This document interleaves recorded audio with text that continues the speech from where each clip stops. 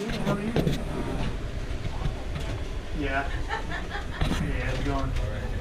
Doing well. Can we use this room over here? You know I got you. Let's ready to fall. Get the heck out of my face. Let's get ready to fall. Oh, dude. That's not how that works. You need to do crazy heavy weight. You're welcome. Thank you. What was that? The only time you get an opportunity to slap a preceptor. What was it? It was a mosquito. I saved your life from Freaking Zika. Zika. Freaking Zika. And the students always go to the same thing. But I just didn't want you to be like, wow, he doesn't care. No, I kind of figured. It's strategic. When I saw you, I caught on.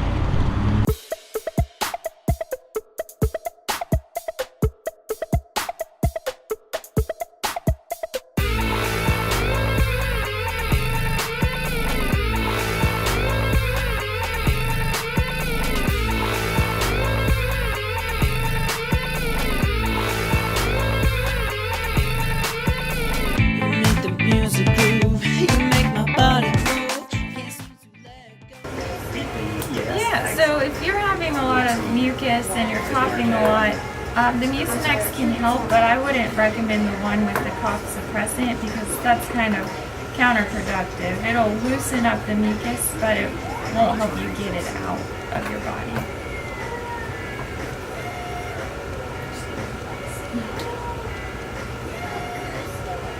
I would try just the blue box of Mucinex, the one without the cough suppressant.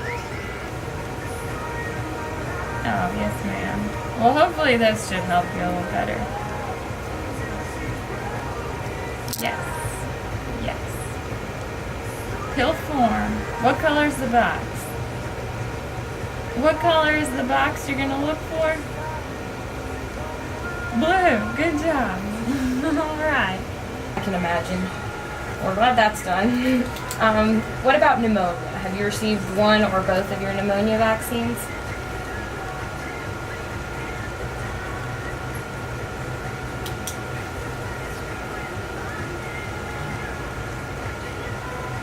Wait, where'd you get that? At your doctor's office?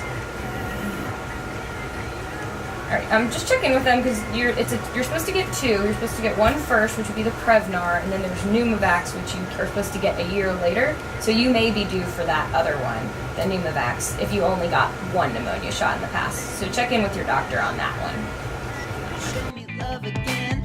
Forgot how good it feels to be trapped in someone's heartstrings. Dance like MJ. Now check out my heels. I can't tell if you're the one, but I'm nothing. One thing for sure. The PYD, the PYT. Girl, now watch me lure you in. Make a head spin. Show me your soft spots. But I just want to connect the dots.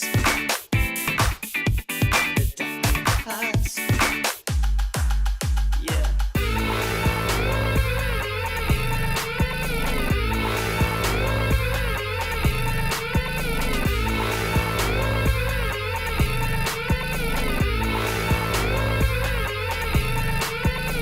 It's not really me. I care for you.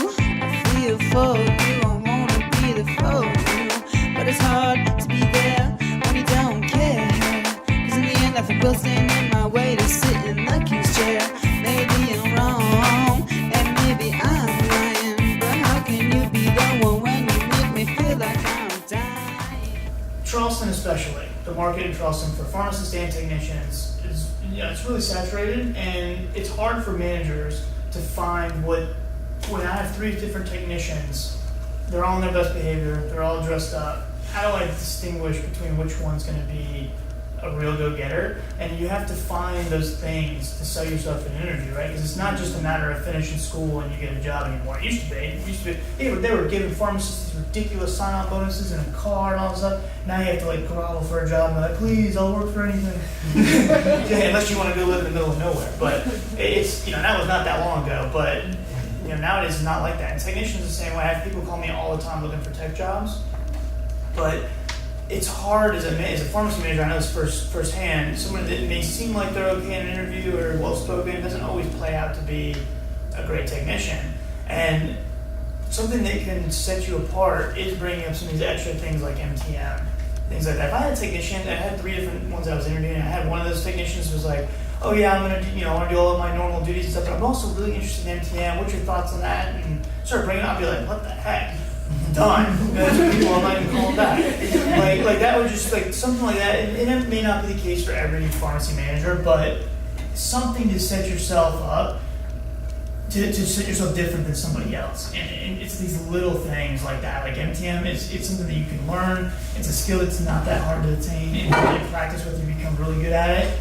And it's just something else that you can bring to the table to sell yourself as a better technician than somebody else. The technician CE requirement, like 10 or 20, if you're PTCB certified, in my opinion, and I say it's the same thing for the pharmacist, is a joke. Like 20 hours, how many of you all have watched more than 20 hours of Netflix in a year? Like, are you kidding me? Like 20, this is like stuff that makes a difference in people's lives, and you're doing 20 hours a year, or 50 or 10 hours a year? That's like ridiculous.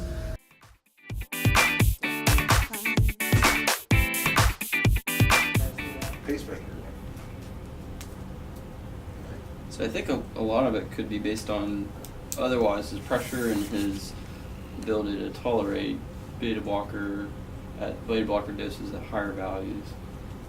So that would just be something to think about as far as would he get benefit from it if he does have periods where he either has AFib RVR or he does have BTAC BFib that you've then added amiodarone on. So that might be something to look at. Other people have. Mike's whispering to Morgan. I heard him say it. Can you help us out, Morgan? Sad heart. Sad heart, yeah. It's a great name. Yep. Anybody heard of the Enrich D study? That's the other. Yep. That's the other big one. Both kind of indicating safety in cardiac patients and benefit in truly depressed patients as far as cardiac outcomes if you actually do have major depressive disorder. So could be some real good benefit. And From a biochem standpoint, why we wouldn't. can you walk us through that, Mike? Yeah, Yeah. so Why would we if be you have concerned about aspirin, that? it's going to bind to COX-1. That's where basically the pathway coming down from arachidonic acid. You have COX-1 is going to lead to thromboxane production, which is going to be our vasoconstrictor. So when you inhibit that with aspirin, you're getting unopposed COX-2, which leads to our prostacyclin, our vasodilator. So that's where the benefit comes from. That's also where the risk with the COX-2 inhibitors originated from, other than case reports, was if you're blocking COX-2, you're having unopposed thromboxane production and potential vasoconstriction. So if you give aspirin, it's bound to that COX-1 receptor, and it's going to stay on there. But if you give naproxen, its half-life is so long that if it's binding to COX-1 and 2 because it's non-selective, the aspirin can't bind and do its job. So are you really even benefiting from taking it? Okay. Because if he goes into torsades, his pacemaker isn't going to do anything for that, correct? It would shock Yeah. his Yeah. ASCD would shock him. Okay. Yeah. Yeah, In the because old it's a type of days, VTAC. Quinidine is what used to be called quinidine syncope. They'd have a syncopal episode because they're on quinidine from torsades. And then that was before we knew what it was. So we used to call it quinidine syncope. And we used to use quinidine in anybody with PVCs back in my time. Not today, thank goodness, but it was torsades. More than ever, you're a bad girl, being a star girl, fall into the fire, turn your being